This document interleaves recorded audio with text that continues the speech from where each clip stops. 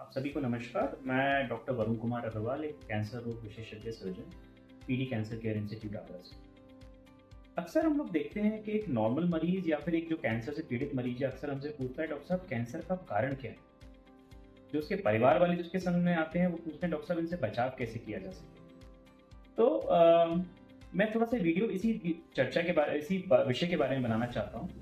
देखिए, कई कैंसर ऐसे होते हैं जिनका कोई कारण नहीं है, जिनकी संख्या करीबन मैं मानूँ तो 15 से 20% कैंसर ऐसे होते हैं जिनका कोई कारण नहीं है, जो कि इडियोपैथिक होते हैं। उसके बारे में हम कुछ ज़्यादा नहीं कर सकते। करीबन 25 से लेके 40% कैंसर जो हैं वो तंबाकू के सेवन या फिर अल्कोहल यानी कि अल्कोहल के सेवन की वजह से हो सकते हैं।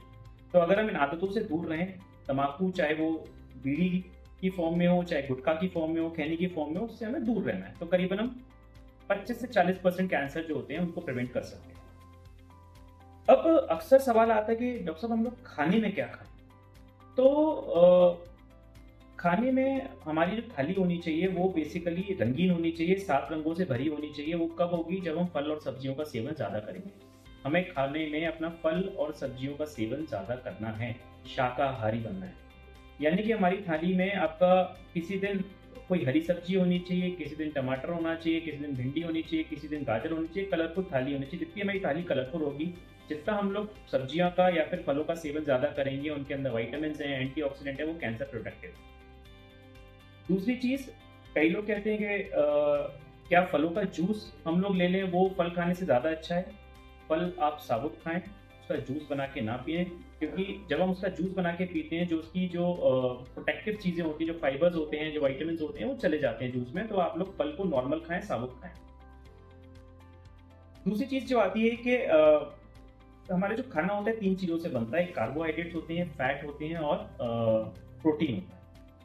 तो हमेशा जो हम सुनते थे पहले अपने ज़मानों में, जो हमारे दादाजी नानी परदादा जो हमारे कहते थे, वो कहते थे कि मोटा अनाज खाएं। अब मोटा अनाज का मतलब क्या होता है कि आप जो खाना खा रहे हैं वो प्रोसेस्ड नहीं होना चाहिए। प्रोसेस्ड माने कि क्या होता है? प्रोसेस माने कि अगर आप गेहूं ले रहे हैं, साबुत गेहूं, उसको आप मैदा बना रहे हैं, मैदा ठीक नहीं। पहले हम लोग जो थे मिलेट्स लेते थे। मिलेट्स यानी कि बाजरा हो गया, रागी हो गया, ज्वार हो गया। ये अब इसका सेवन काफ़ी कम हो गया है। वो क्यों लेते थे, उसके पीछे कारण है कि ये लोग ये जितनी भी आपकी चाहे ज्वार हो, रागी हो, बाजरा हो, ये इसमें फाइबर कंटेंट बहुत ज़्यादा होता है। और जो हम लोग जब खाना खाते हैं तो हमारा बेसिकली क्या होता है, शुगर लेवल राइज होता है और उसको कंट्रोल करने के लिए इंसुलिन रिलीज होता है।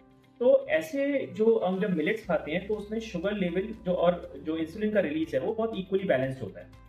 जबकि हम जब रिफाइंड कार्बोहाइड्रेट्स खाते हैं जैसे कि मैदा वगैरह, तो उसमें शुगर लेवल अब नॉर्मल लेवल पर राइज होता है, वो हमारे लिए ठीक नहीं है। तो साबुत अनाज खाएं। जब भी हम गेहूं ले रहे हैं, आटा पिसवा रहे हैं, उसको हम बिना छाने हुए चोकर के संग खाएं। तो वो उसमें एक तरीके से फाइबर ज़्यादा होता है, उससे हमें कॉन्स्टिपेशन नहीं होता और कैंसर प्रोटेक्टिव होता है। दूसरी चीज़ पे आते हैं कि प्रोटीन इंटेक कैसे होना चाहिए। तो प्रोटीन इंटेक के लिए मेरा आपको सुझाव ये है कि अगर हम दाल खा रहे हैं, पनीर खा रहे हैं, सोयाबीन खा रहे हैं, तो हम खाने में भले ही 1 रोटी कम खा लें, लेकिन दाल की मात्रा 1 कटोरी से 2 कटोरी कर दें, जिससे हमारी प्रोटीन इंटेक ज़्यादा पहुंचेगी। प्रोटीन हमारे लिए हमारा बॉडी मास भी बनाता है एंड ओबेसिटी कॉज नहीं करता। कई बार पेशेंट पूछते हैं कि डॉक्टर साहब हम प्रोटीन पाउडर ले लें। तो प्रोटीन पाउडर कई प्रकार के आते हैं। मैक्सिमम जो प्रोटीन पाउडर्स आते हैं, आप उसमें पढ़ेंगे तो उसमें प्रोटीन की मात्रा बड़ी कम होती है। वो बेसिकली एक चीनी का घोल होता है, पाउडर होता है, जो कि पानी मिलाने में जैसा हम चीनी का घोल बनाते हैं वैसा ही देते हैं। उससे हमें कोई ऐसा विशेष फायदा नहीं मिलता। कई वे प्रोटीन्स होते हैं या फिर आपके एल्बुमिन बेस्ड प्रोटीन होते हैं, उसमें प्रोटीन कंटेंट हाई होता है। तो जो पोस्ट सर्जरी वाले पेशेंट होते हैं, जनरली हम उनको ऐसा प्रोटीन सजेस्ट करते हैं जिसमें प्रोटीन कंटेंट ज़्यादा। तीसरी चीज़ जो आती है कि ऑयल यानी कि फैट हम लोग खाने में कैसा लें। तो जो भी आपका जो फैट है, जो कि आपका जो आप सुनते हैं डालडा या वनस्पति जो हाइड्रोजनेटेड फैट होता है, उसको तो बिल्कुल ही ना लें।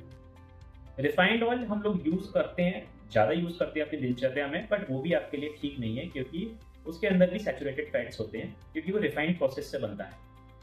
तो ठीक क्या रहेगा, क्या खाना चाहिए?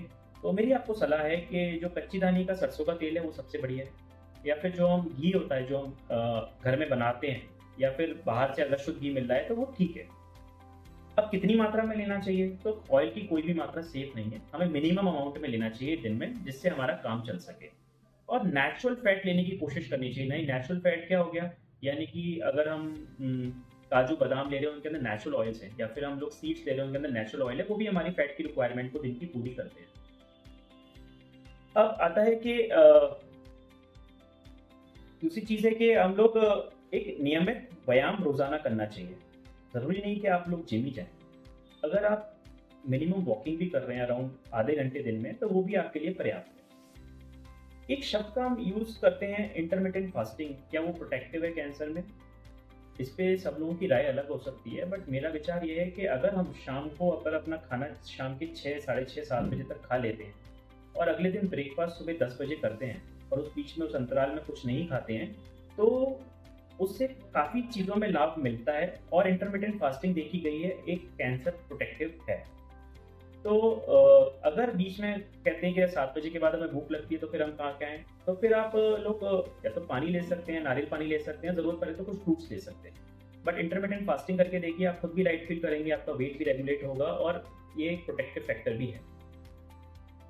और चीज़ आती है कि कोई क्या ऐसी कोई दवाई है जिससे कैंसर में प्रोटेक्शन किया जा सकता है, तो हमारे पास कुछ वैक्सीन हैं। वैक्सीन यानी कि कैंसर प्रिवेंट होने से पहले उसकी एक एंटीबॉडी बॉडी में डेवलप कर देना। तो हेपेटाइटिस बी की वैक्सीन तो हमारे नेशनल इम्यूनाइजेशन शेड्यूल में पहले से ही उपलब्ध है, तो वो तो हर बच्चे को लग रही है। अभी सरकार ने हाल पिछले महीने ही एचपीवी यानी ह्यूमन पैपिलोमा वायरस, जो कि गर्भाशय के मुख का कैंसर यानी कि कैंसर सर्विक्स कॉज करता है, उसमें 14 वर्ष की जो आयु की जो बच्चियां हैं उनको निःशुल्क लगा रही हैं पहली एक डोज, भारत सरकार लगा रही है। तो जो बच्चियां इस उम्र की हैं 14 साल की, वो तो इस स्कीम का लाभ यानी गार्डासिल 4 वैक्सीन जरूर लगवाएं अपने नियरेस्ट जो आपकी आपकी हेल्थ फैसिलिटीज हैं। जो बच्चियां इस उम्र में नहीं आ रही हैं, यानी कि इस वैक्सीन को 9 से 15 साल की उम्र में 2 खुराकें पर्याप्त हैं और 15 साल की उम्र के बाद आपकी 3 खुराक लगती हैं, तो इस वैक्सीन को जरूर लें। ये कैंसर सर्विक्स ही नहीं बल्कि 5 अन्य तरीके के कैंसर पे प्रोटेक्टिव होता है। जो महिलाएं 40 साल से ऊपर हैं, वो साल में एक बार अपने आंचल का एक्सरे से मैमोग्राफी कहते हैं वो जरूर कराएं। जो आदमी लंबे समय से स्मोकिंग कर रहे हैं या फिर बीड़ी पी रहे हैं और 20 से 25 साल अधिक हो गए उनको करते हुए, तो एक सीटी स्कैन छाती का जरूर कराएं, जो कि फेफड़े के कैंसर को पकड़ने में शुरुआती स्टेज में कारगर होता है। तो ये छोटी छोटी टिप्स हैं, अगर हम इसको अपनी दिनचर्या में लें तो हम कैंसर से प्रोटेक्ट तो कर सकते हैं। और जो मरीज कैंसर से इलाज से जो ठीक हो चुका है, वो भी एक अपनी नॉर्मल लाइफस्टाइल और बीमारी वापस आने के रिस्क को भी कम कर सकता है। नमस्कार।